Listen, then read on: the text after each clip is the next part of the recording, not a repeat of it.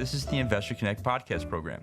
I'm Hall T. Martin. I'm the host of this show in which we interview angel investors, venture capital, family offices, private equity, and many other investors for early stage and growth companies. I hope you enjoy this episode.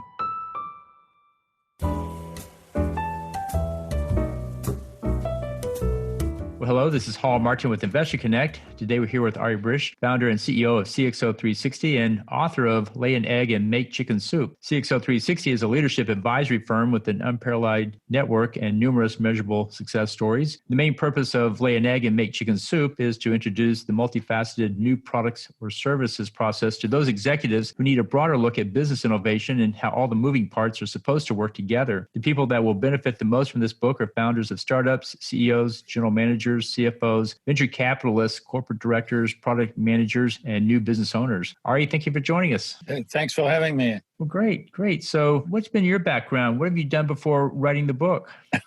Writing the book is kind of a natural outcome. I grew up in high tech, 20-something years in corporate America. Later on in the past 15 years or so, well, I'm aging myself now. In the past 15 years, I've been more involved in startups. Some were in technology, some in clean tech. And over the years, as I advised so many companies, I became industry agnostic almost at this point of my career.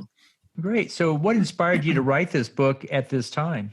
So when I started my career as a young engineer a million years ago, you have the mindset of, okay, I designed the best product and people will just buy it. But then you realize that there's many other details in the execution that needs to work together in sync with each other. Otherwise, no matter how good the product is, it's going to fail. So over the years, I see that more and more, even in corporate America, that's supposed to be, experienced in this kind of things, and definitely in the venture world where you have founders, first-time founders, and I coach and mentor in different capacities or different accelerators. I saw that people don't know what they don't know, right? It's not any fault of anybody, just you don't know what you don't know, right? So I started to write notes to myself first, blogging on LinkedIn and blogging in other capacities. And, after a year or two of blogging,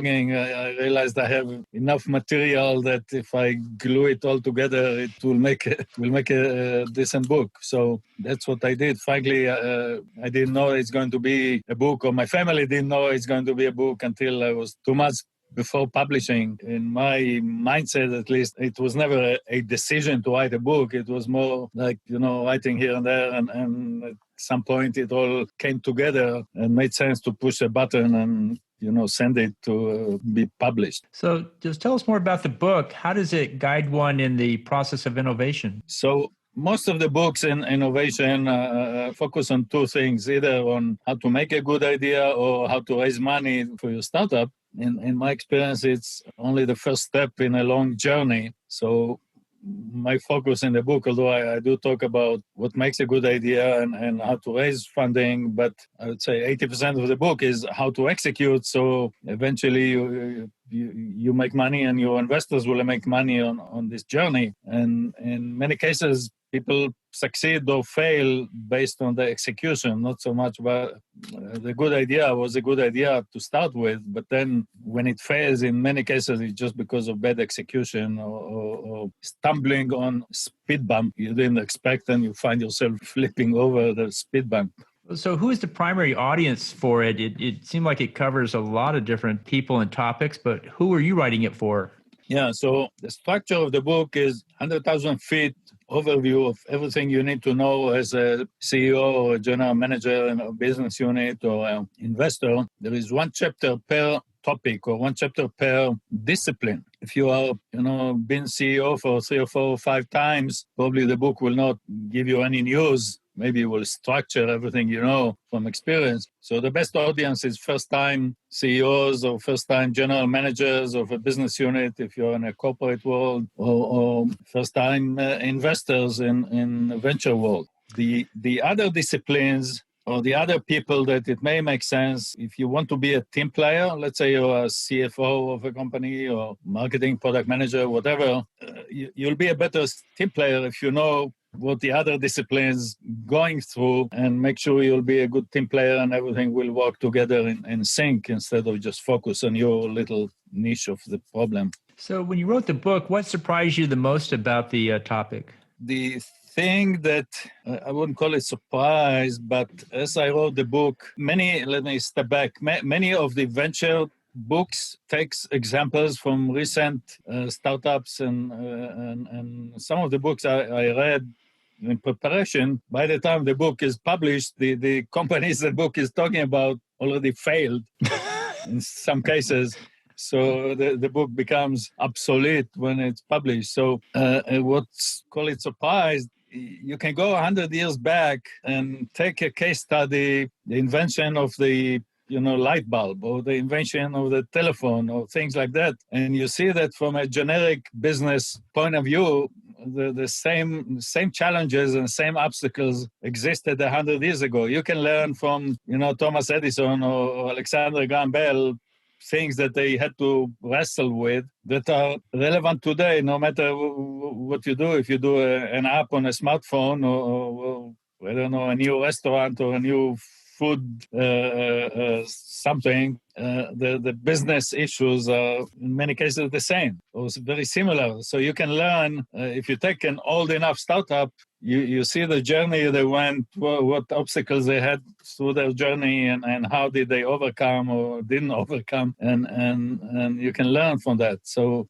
I found out that many young people, they don't go back, they just look, okay, what was the startup du jour of 3 months ago that somehow started to make an appearance in the market. But when you look 10 years out or 20 years out or 50, the oldest case study I have in the book is 500 years old. And that's the invention of the printing machine. And there are lots of parallels between that and what the printing machine did for society back then versus what the internet did for society in recent years. There are lots of parallels you can draw. And so this is an extreme example of how an old example can be still applied for today's environment and lesson learned for today's environment. So what was the most important takeaway you found in it about innovation? One important thing I found, as doing all my research for the book, is that you can learn across industries. There are many cases where, you stumble into a challenge in a particular industry, but somebody else in a totally different industry had the same issue 20 years ago or 10 years ago. And you look at this case and you learn from their experience, even though it's totally different industry. But when you analyze the challenge from a generic business point of view, whether you may be a restaurant and the other one may be a hospital, you can still learn from each other and apply the lessons from somebody's success or somebody failure or lesson learned and apply it to your industry, even though it's a totally different industry. Well, so how did the book change the way you think about innovation?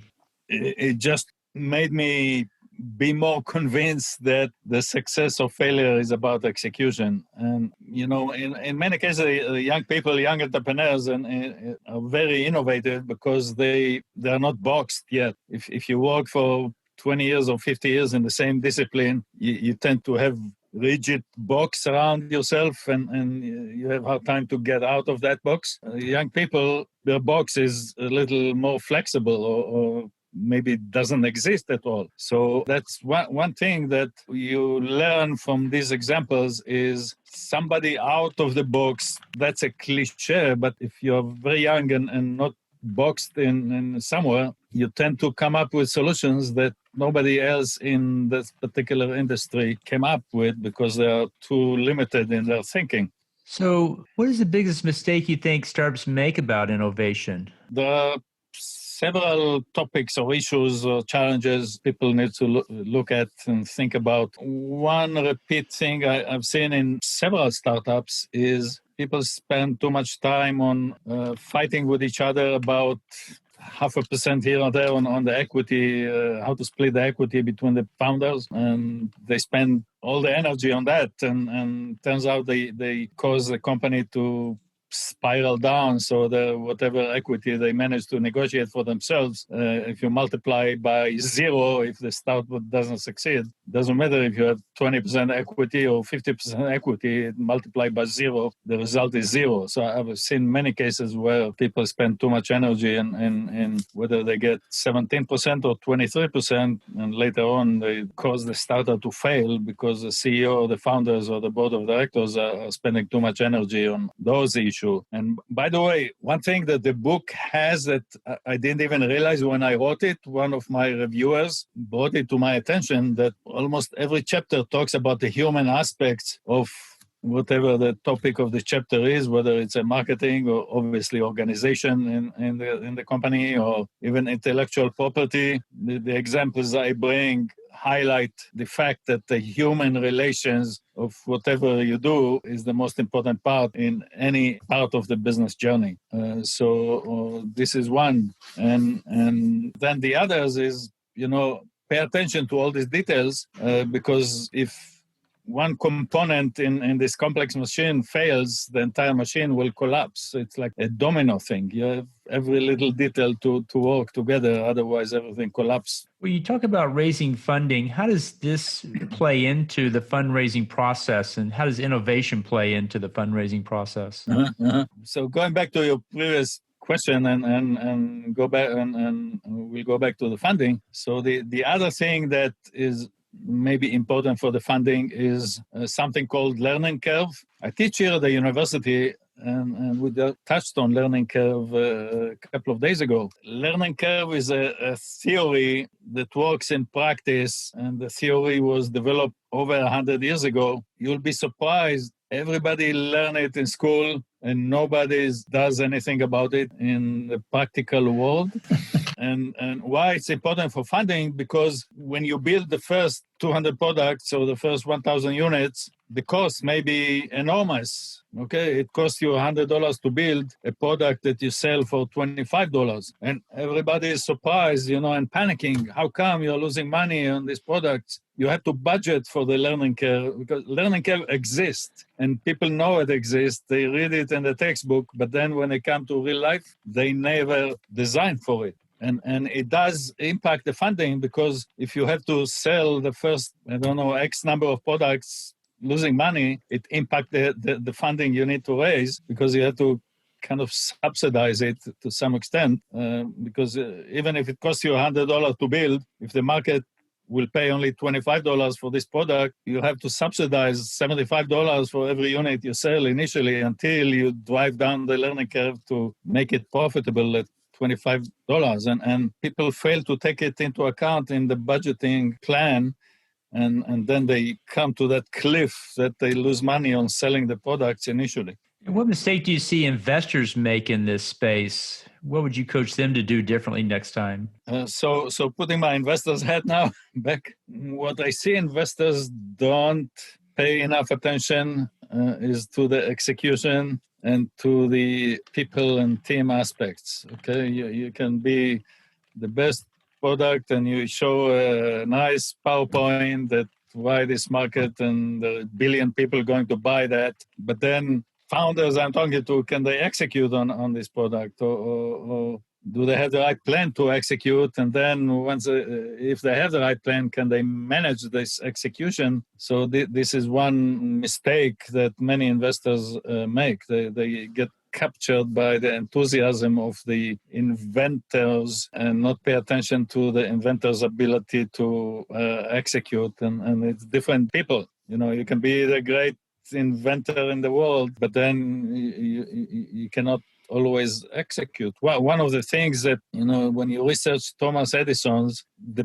biggest or the most important contribution he had to technology and to innovation is he created a process where he can invent something, but then he had a team of people that were able to execute on R&D and take it out to the market. And it's never a one-person invention. Even Thomas Edison, he had a team of dozens of people that developed his idea. So he was brilliant in coming up with the idea. For example, a light bulb, that's like the ultimate invention, right? First of all, the person that invented the light bulb is not Thomas Edison. It was invented 50 years before him. Thomas Edison went through the process to be able to commercialize it, to be able to manufacture it, to make it reliable enough so you don't have to change a light bulb every 10 minutes. It will work for a few months at least in the beginning. So, and he did some thousands of experiments in finding the right formula that will make his invention commercially viable, or not his invention, to make the idea commercially viable. So I guess that's a lesson to many entrepreneurs. It's not about inventing it, it's about taking it to market and making it useful. Yeah, exactly. So based on this experience, what would you consider writing next? As I said, I'm not a professional writer, so I get my writing satisfaction, so to speak, by blogging. And, I blog a lot on LinkedIn. And LinkedIn, by the way, when they have this limit of 1,300 characters per piece that you blog. Mm-hmm. So it's pretty challenging to, get a message across in 1,300 characters. And the blog I did this week, was it yesterday or the day before? It was Dr. Seuss' birthday yesterday. Mm-hmm. And the way Dr. Seuss came up with The Cat in the Hat, somebody came up with a list of 250 words that young kids understand, okay? And they came to him and said, write a book that kids will find enthusiastic, but use it only with these 250 words. And that's how it took him 9 months to develop The Cat in the Hat, and he used only 236 words out of the list of 250. So it takes an effort to condense, an idea into a, limited number of words, and in the case of LinkedIn, limited number of characters. And whenever I do on LinkedIn, I start to write, and then I find myself, oh my God, it's 2,000 characters. Now, how do I condense it to 1,300 characters? So that's kind of the challenge, but I enjoy the process. Right. Well, in the last few minutes that we have here, what else should we cover that we haven't? Well, I think the important thing is look at older examples, no matter what your invention is, whether you're trying to make, stem cells or some medical artificial intelligence or whatever. When you launch into the market, the basic business challenges the same, whether you're trying to put a man on Mars or you're trying to do a virtual reality artificial intelligence of your dead grandmother or whatever it is. The challenges of commercializing it are very similar. So look back 100 years, find something similar with similar challenges, and look how they try to resolve those challenges and what made it work or where did they fail and what have you. The fact that you're using some super fancy high technology, but the business challenges are kind of the same. Well, great. Well, how best for listeners to get back in touch with you? Okay. One good way is LinkedIn. So I'm on LinkedIn, very visible, I think. So you can find me on LinkedIn and send me, a message, LinkedIn message. Or my website is, you mentioned cxo360.net. So there is a contact information there. These are the best two ways unless you want to write down the email, which is cxo360@hotmail.com. But LinkedIn is always a good, because you can, find me by the name and not by the email. Great. And the book, Lay an Egg and Make Chicken Soup, is available now. Is it online? It's available on Amazon since actually for 2 years now. It has been on and off bestseller on Amazon, up to number one in few occasions. Amazon track the sales of books by the hour, actually. So it was a number one several times. It was on a top 10 million times. So I did something right in commercializing this book. Well, great. Well, congratulations for that. I want to thank you for joining us today and hope to have you back for a follow-up soon. Thanks for having me. Investor Connect helps investors interested in startup funding. In this podcast series, experienced investors share their experience and advice. You can learn more at investorconnect.org.